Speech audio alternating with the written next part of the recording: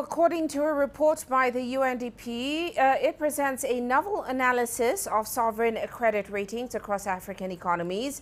Now, in contrast to the usual focus on bias or pro-cyclicality, the report shows that sometimes mismatched sovereign debt ratings for African nations are primarily due to idiosyncrasies in the dominant approach of the big three credit rating agencies. That, of course, is S&P, Moody's, and Fitch.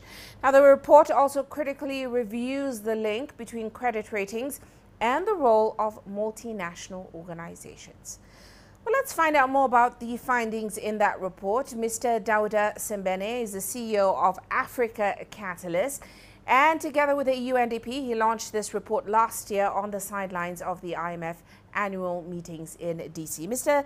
Dauda, great to have you on the show with us. Now, of course, taking a look at that report, the UNDP did point out that these sovereign debt ratings may be influenced by what they called methodological idiosyncrasies rather than African nations' macroeconomic fundamentals. So what are your thoughts on how ratings agencies are approaching and determining Africa's credit ratings?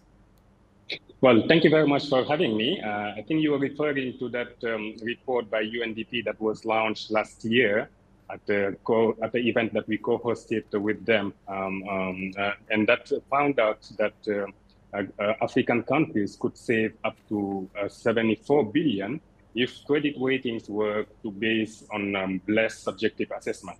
I think that's what you're calling idiosyncrasies. So according to UNDP, is some sort of a degree of subjectivities that affect the assessment by credit ratings on African economies that actually create those issues. Is the fact that the assessment themselves are not very much in line with the macroeconomic fundamentals of African economies. So I think we all know that, of course, any assessment and any evaluation is usually tainted with some subjectivity.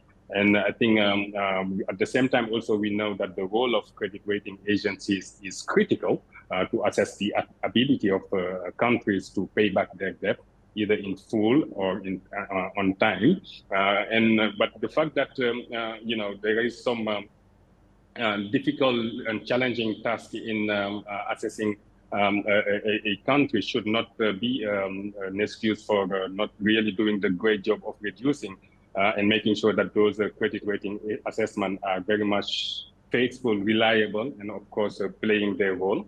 And I believe the issue is how to make sure that, yes, credit rating agencies do the job they need to do, and which is extremely critical, but at the same time, they do it with as less subjectivity as possible, because the subjectivity, of course, costs African countries money, because any subjective credit rating leads to increased costs of servicing their debt. Well, I'd like to get a sense of how you then think these ratings agencies can better approach rating African nations, given that your research also found that there's a dearth of relevant data here in Africa for these agencies. Well, certainly, I would think this is a shared responsibility between African countries and credit rating agencies. So on the part of African countries, I think when you talk about the depths of data, the question is how they should organize themselves to get better data and be able to release them in a timely manner. I think that the onus is on the countries to do so. But at the same time, for credit rating agencies, it's important to really keep sort of refining their methodological approach to reduce the subjectivity that I talked about earlier, but also to be able to collect data on the ground in a more effective manner. As you know, some of those credit rating agencies have been criticized for not having a good presence or a sort of important presence in Africa. And I think this is an issue also that needs to be addressed to make sure that at the end of the day, they have what it takes to really collect the data in a very sort of timely manner. Well, I'd like to get a sense of the damage that has been done, because what has been the cost and impact of this credit ratings on Africa's development agenda? Stated earlier, when you have inaccurate credit ratings, or at least subjective credit ratings, what you do is you're increasing the cost of borrowing of African countries. And when you increase the cost of borrowing, you're making it harder for them to service their debt, But at the same time, it means that they're paying more than they should be paying. And that additional sort of debt service that they are paying could have been allocated to other priorities that are very much important in terms of investing in health, or sort of investing in education, investing in infrastructure. You were diverting away all of those resources from where they needed to go by inflating unduly the credit rating. So this is extremely important. And of course, it has a significant bearing on the ability of African government to make a progress toward their development agenda. Well, what really then is the alternative going forward? Because we know investors do rely on these three big ratings agencies. You've suggested establishing a multilateral credit rating agency, or even implementing a regional Pan-African rating agency. So what are the alternatives, and what role can multinational organizations play in ensuring that African economies are getting a fair share?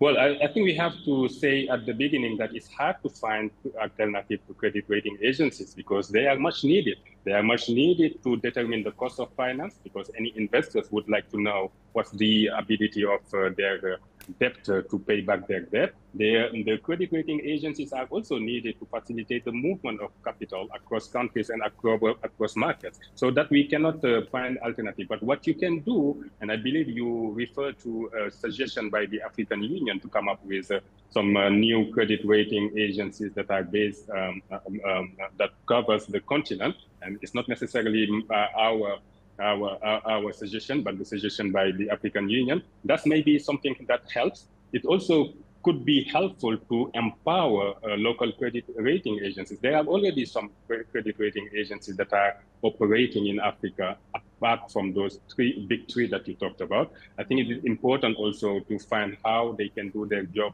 better, of course, while being very much independent, because at the end of the day, any credit rating agency cannot be effective if it's not perceived as being independent. So that's another way to do so. But of course, we talked earlier about the need for improving data. I think this is extremely critical, but it's also important to share more transparency on methodologies that are used by credit ratings. And this is what we are trying to do with UNDP. And I think this would be helpful. And last but not least, it's also critical to have an adequate supervisory and regulatory framework under which credit rating agencies, whether they are from the continent or from the big three, would be subjected, so that they can really do their job. I think this is what many advanced economies did in the aftermath of the global financial crisis in 2008.